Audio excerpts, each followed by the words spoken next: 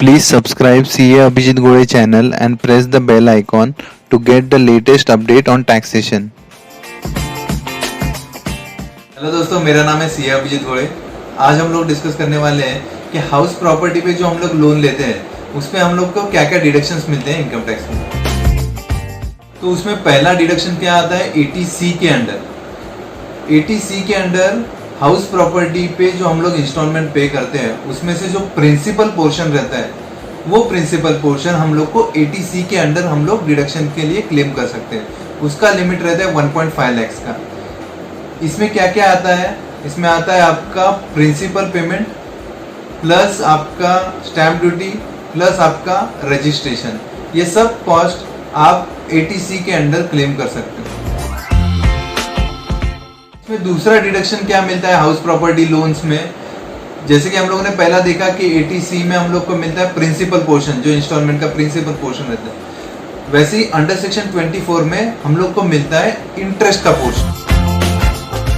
Under section 24 में कौन सा इंटरेस्ट पोर्शन कवर होता है?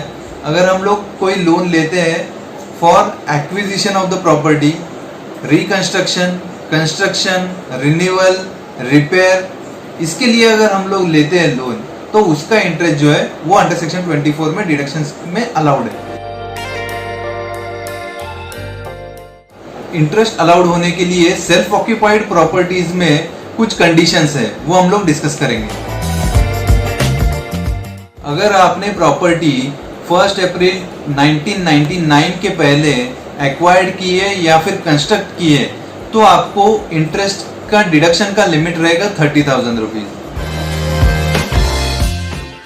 और अगर आपने प्रॉपर्टी एक्वायर्ड या कंस्ट्रक्ट की है 1 अप्रैल 1999 के बाद तो आपकी लिमिट ऑफ डिडक्शंस रहेगी 2 लाख। पर इसमें और एक कंडीशन है कि आपने जो भी घर लिया है वो एक्वायर्ड या फिर कंस्ट्रक्ट होना चाहिए with in 5 years from the end of the financial year in which you have taken the loan. मतलब आपने जिस फाइनेंशियल ईयर में लोन लिया है वो फाइनेंशियल ईयर एंड होने के बाद विद इन 5 years वो प्रॉपर्टी एक्वायर्ड या फिर कंस्ट्रक्ट होनी चाहिए, तभी ये डिडक्शन आपको मिलेगा।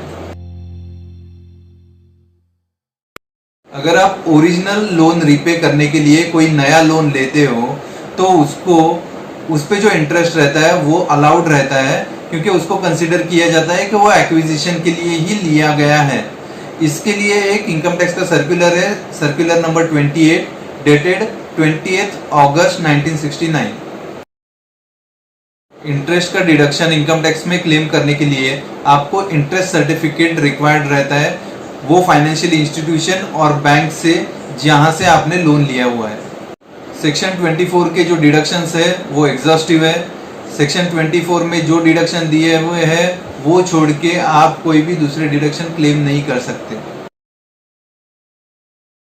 अगर आप बोरोड कैपिटल पे इंटरेस्ट आउटसाइड इंडिया पे कर रहे हो और उस पे टीडीएस डिडक्ट नहीं हो रहा है तो अंडर सेक्शन 24B में उसका डिडक्शन आपको नहीं मिलेगा।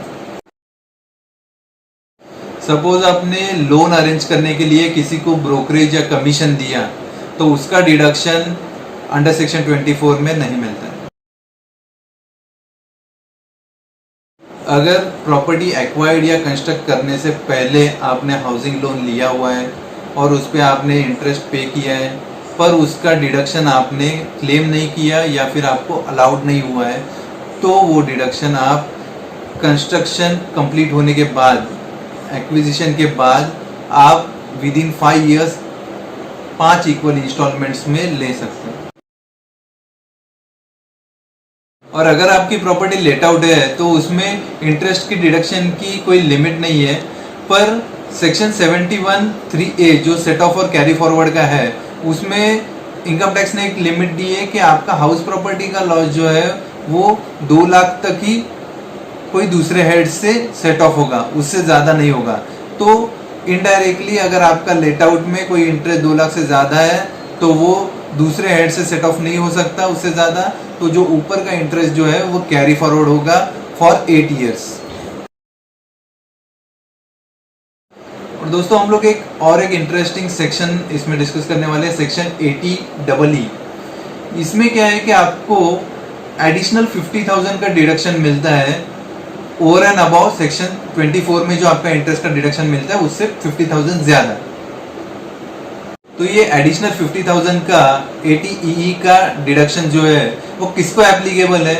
वो एप्लीकेबल है जिन्होंने अपना लोन 1 अप्रैल 2016 से लेके 31 मार्च 2017 तक ये पीरियड में लिया है, उनको ये एडिशनल 50,000 का डिडक्शन मिलेगा। मतलब फाइनेंशियल ईयर 16-17, असेसमेंट ईयर 17-18। ये इंट्रोड्यूस हुआ है फाइनेंस एक्ट 2016 में।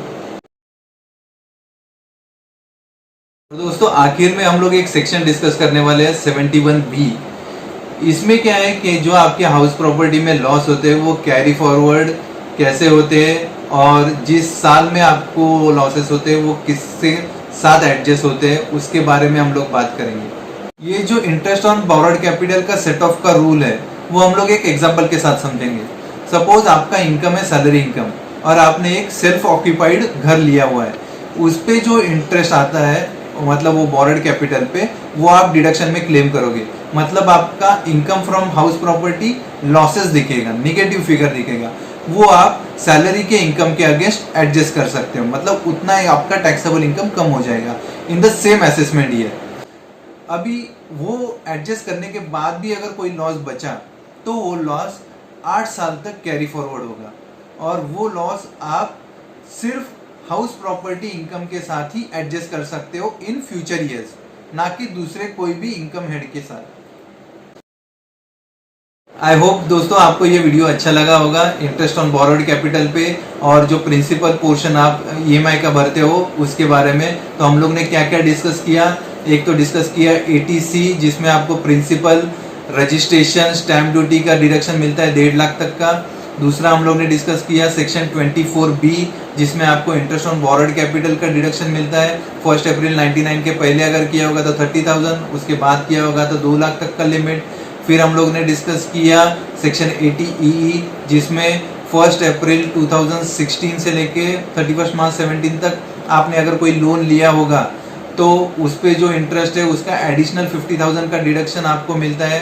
फिर हम लोग ने एक डिस्कस किया सेक्शन 71 सेट ऑफ के रूल्स, कैरी फॉरवर्ड के रूल्स। आप लोग set of in same financial year कोई भी हेड के साथ कर सकते हो। कैरी फॉरवर्ड आपका 8 साल तक होता है और जो कैरी फॉरवर्ड करते टाइम कैरी फॉरवर्ड होने के बाद आप सिर्फ हाउस प्रॉपर्टी के इनकम के साथ ही वो एडजस्ट कर सकते हो। तो इतनी सारी बातें हम लोग ने आज डिस्कस की। आई होप आपको ये वीडियो अच्छा लगा होगा। Thank you.